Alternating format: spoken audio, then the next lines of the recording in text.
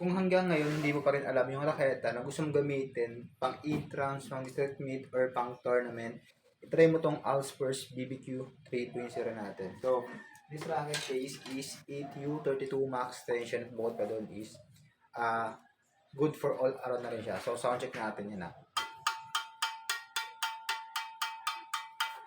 Yeah, sobrang crispy ng Allspurs BBQ 3.0 natin. Hindi pa ito naka-max tension guys. Default tension niya pa lang yun. Pero narinig nyo naman, sobrang crispy niya na.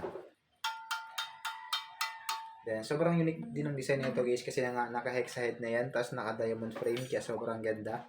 At bukod pa doon is super lightweight na rin guys. This racket guys is around 60 grams lang to. So, ganun siya kagaan guys. Imagine guys, sobrang gaan na raketa mo. Kaya, ang bilis pa nito is swing guys. Kaya quick rebound na rin to.